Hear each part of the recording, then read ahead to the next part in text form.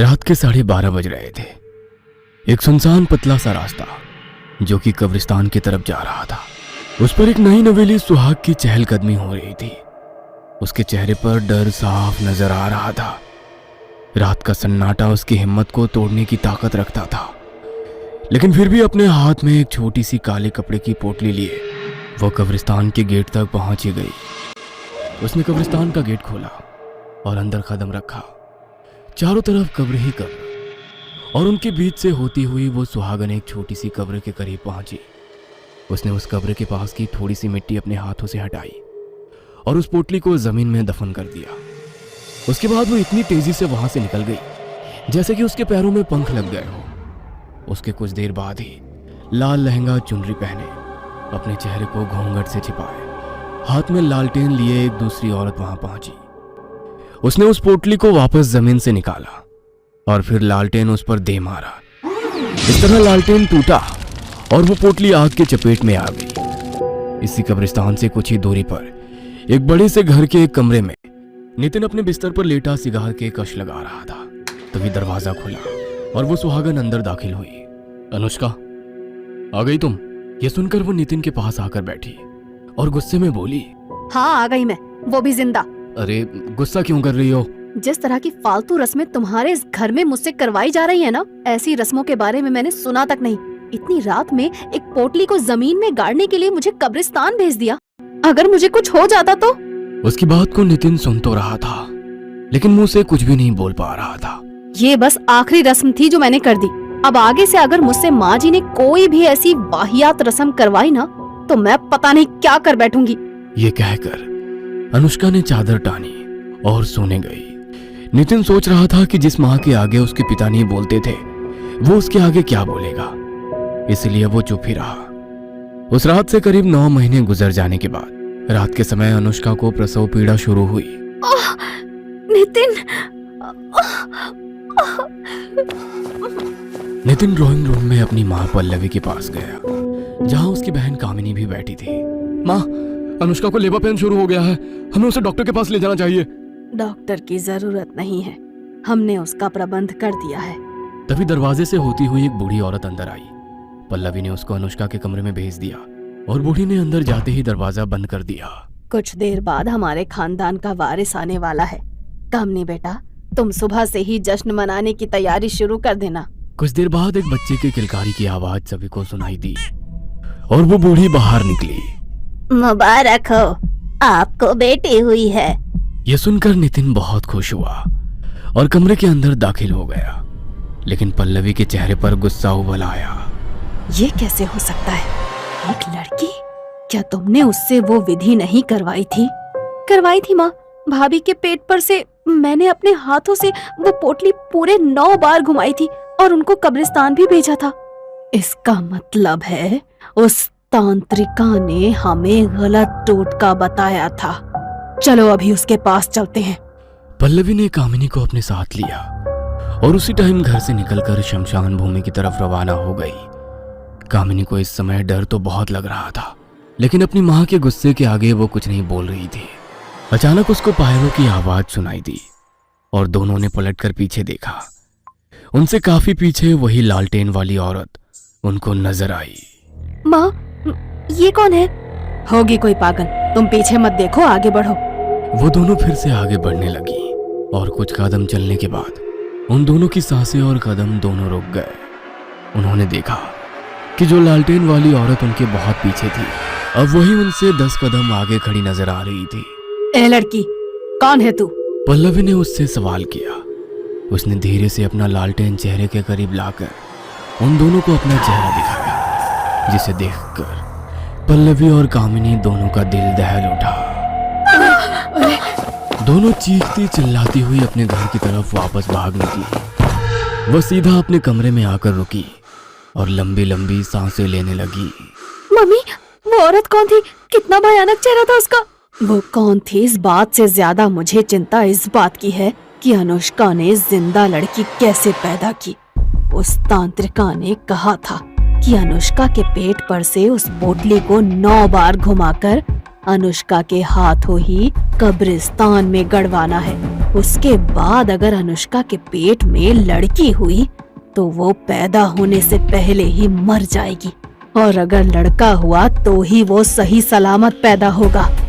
इसका मतलब है कि उस तांत्रिका ने हमें बेवकूफ बनाया है। कोई बात नहीं, अगर वो टोटका काम नहीं आया तो हम खुद उस नवजात बच्ची को खत्म कर देंगे। इस इरादे के साथ पल्लवी ने कामिनी के साथ मिलकर एक प्लान बनाया। अगली सुबह अनुष्का और नितिन अपने कमरे में अपनी नवजात बच्ची के साथ खेल रहे थे। तभी पल्लवी वहां आई। प्रणाम माँ जी, आपने तो अपनी पोती की शक्ल तक नहीं देखी। देखिए ये कितनी प्यारी है, इसका नाम हमने पिंकी रखा है। यह सुनकर पल्लवी ने एक बार उस बच्ची की तरफ देखा और बोली, बहू, मोहनपुरी गांव में हमारी पुश्तैनी हवेली है और हमारी कुलदेवी का मंदिर भी है। अब तुम माँ बन गई हो, समय आ गया है कि हम सब वहाँ जाकर कुलदेवी की पूजा करें और कुछ दिन वहाँ रहें। जी माँ जी, जैसा आप कहें। घर के सभी मेंबर उसी दिन कार से मोहनपुरी गांव की तरफ रवाना हो गए। पल्लवी पल पल अनुष्का की गोद में सो रही उस प्यारी सी बच्ची को कोस रही थी। कुछ घंटों बाद शाम के 7 बज चुके थे। उनको एक ढाबा नजर आया तो पल्लवी ने नितिन से कहकर गाड़ी उस ढाबे पर रुकवा दी। चलो सब यहाँ खाना खा लेते हैं, थोड़ी देर यहाँ रुककर आगे बढ़ेंगे। यह सुनकर सभी लोग गाड़ी से उतरे। एक पुराना सा ढाबा जहाँ टेबल की जगह कहीं चारपाई बिछी थी। पल्लवी ने कामिनी को इशारा किया, जिसे समझकर वो अनुष्का के पास गई। लाइए भाभी, जब तक आप खाना खाती हैं मैं पिंकी को संभाल लेती हूँ। अरे नहीं कामिनी, मैं एडजस्ट कर लूंगी। कामिनी ठीक कह रही है अनुष्का, कम से कम खाना तो आराम से खाओ। चलो पिंकी को कामिनी को दे दो। यह सुनकर अनुष्का ने पिंकी कामिनी को थमा दी। कामिनी भी उसके साथ खेलने लगी और उसको लेकर टहलने लगी। कामिनी, वहाँ कहाँ जा रही हो? अरे भाभी मैं यही हूँ, आप फिक्र मत करो, मैं बस पिंकी को थोड़ा घुमा लाती हूँ। अनुष्का तुम खाने पर ध्यान दो ना, वो उसकी बुआ है, संभाल लेगी उसको। अब अनुष्का और नितिन खाना खाने में लग गए। कामिनी पिंकी को ढाबे के पीछे वाले जंगल में ले गई, जहाँ से भेड़ियों की आवाजें भी सुनाई दे रही थी। अरे बाप रे, यहाँ तो जंगली जानवर काफी ज्यादा महसूस हो रहे हैं। वहाँ कह दूंगी पिंकी को एक भेड़िया खींच कर ले गया। यह कहकर कामिनी ने पिंकी को जमीन पर रख दिया और फिर बोली, पिंकी बेटा तुम यहीं आराम से लेटो, थोड़ी देर बाद भेड़िए अंकल तुमको लेने आने वाले हैं। यह कहकर वो पीछे मुड़ी। तभी उसको सामने वही लालटेन वाली औरत नजर आई, जिसे देखकर कामिनी की रूह कांप उठी। उसको समझ नहीं आया कि वो क्या करे। डरते डरते उसने जैसे ही पीछे कदम लिया, उसका पैर मुड़ा और वो जमीन पर गिर गई।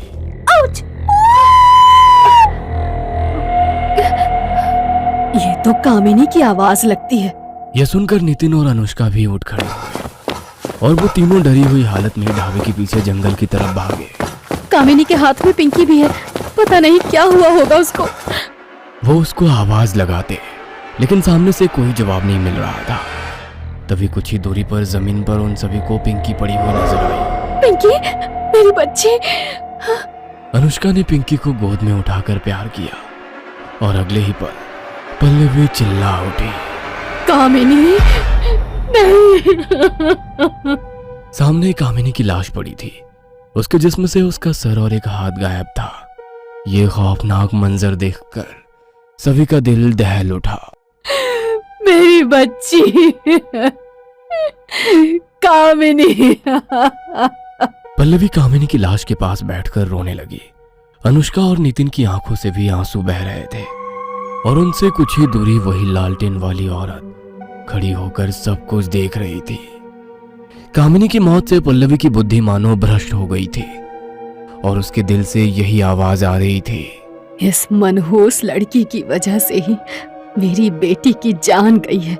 मैं अब इसको खुद अपने हाथों से खत्म करूंगी।